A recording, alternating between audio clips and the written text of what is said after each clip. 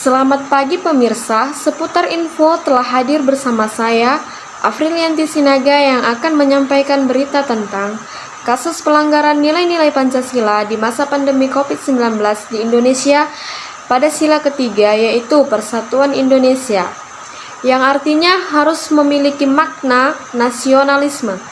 Tentunya rasa nasionalisme, kebersamaan, dan gotong royong dapat menjadi salah satu faktor kunci menangani pandemi COVID-19 pada saat ini. Kunci dalam menghadapi sebuah masalah atau kasus pelanggaran nilai-nilai Pancasila di masa pandemi COVID-19 adalah dengan bersatu tanpa memandang perbedaan antar golongan. Pada saat ini, banyak sekali gerakan-gerakan gotong royong, mulai dari tingkat keluarga, RT atau RW, pemerintah kota hingga tingkat nasional. Kaitannya dalam pandemi COVID-19 ini, maka tidak hanya pemerintah saja yang harus berperan, tetapi masyarakat pun menjadi unsur yang penting dalam penanganan COVID agar setiap kebijakan dapat dilaksanakan secara bergotong royong. Sila dari Pancasila merupakan sendi diri kita berbangsa yang tentunya menjadi semangat kita semakin tangguh melawan dan bangkit dari pandemi. Sesuai tema tahun ini, dengan semangat Pancasila, kita harus keluar bersama dari pandemi ini. Maka dari itu, masyarakat diminta untuk tetap harus berperilaku disiplin dengan menerapkan protokol kesehatan yang ketat guna untuk melindungi diri dari penularan COVID-19. Disiplin prokes atau protokol kesehatan masih belum membaik. Rata-rata kepatuhan protokol kesehatan 60-70% kalau kita jumlahkan ketiga komponen utamanya.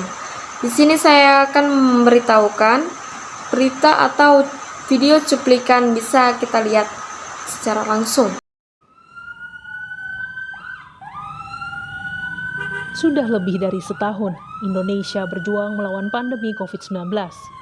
Perjuangan masih akan lama, karena Kamis 24 Juni kemarin, kasus baru COVID-19 mencapai 20.574 kasus.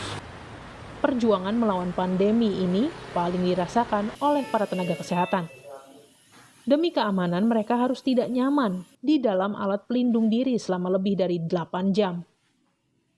Tubuh mungkin lelah, tapi semangat tetap harus dipelihara. Untuk itu, para tenaga kesehatan berharap upaya mereka juga mendapat dukungan dari warga dengan disiplin menerapkan protokol kesehatan. Menghentikan pandemi ini adalah upaya yang harus dilakukan oleh setiap orang agar Indonesia segera pulih dan bangkit. Saudara, pandemi COVID-19 belumlah berakhir meski kasus corona di tanah air terus melandai. Sayangnya, kepatuhan masyarakat pada protokol kesehatan mengendur.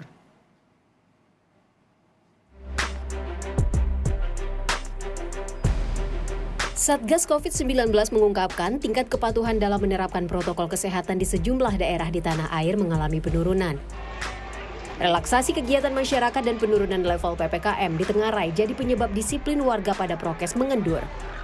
Data Satgas COVID-19 menunjukkan daerah yang mengalami penurunan kepatuhan prokes bertambah pada periode 3 hingga 22 Oktober. Tidak hanya di level kabupaten kota, bahkan hingga tingkat kecamatan. Pada 3 Oktober, kabupaten kota dengan tingkat kepatuhan memakai masker di bawah 60% berjumlah 8,13%. Pada 22 Oktober, jumlahnya naik menjadi 10,19%. Pada periode yang sama, peningkatan wilayah dengan kepatuhan di bawah 60% juga terjadi di tingkat kecamatan, dari 12,99% menjadi 14,62%. Setali 3 uang, kepatuhan menjaga jarak juga serupa. Wilayah kabupaten kota dengan tingkat kepatuhan di bawah 60% bertambah. Dari sebelumnya 7,86% menjadi 11,26%. Di tingkat kecamatan dari 15,59% menjadi 17,26%. Di saat yang sama, Kementerian Kesehatan juga merilis data tren penularan mingguan meningkat di sejumlah daerah. Peningkatan kasus terjadi di 8 kabupaten kota di Provinsi Kalimantan Barat, 8 kabupaten kota di Sulawesi Selatan, dan 7 kabupaten kota di Aceh. Data yang dihimpun Kemenkes merupakan data 1 bulan terakhir sejak 27 September. Jika masyarakat membandel dan lengah pada kepatuhan protokol kesehatan, potensi kenaikan kasus COVID-19 bisa kembali terjadi. Padahal, penerapan protokol kesehatan secara disiplin dan konsisten mutlak dibutuhkan di tengah peningkatan mobilitas penduduk agar tidak terjadi gelombang ketiga. Tim Liputan, Kompas TV. Sekian berita yang saya sampaikan. Saya Afrilianti Sinaga, izin pamit undur diri. Sekian dan terima kasih. Selamat pagi.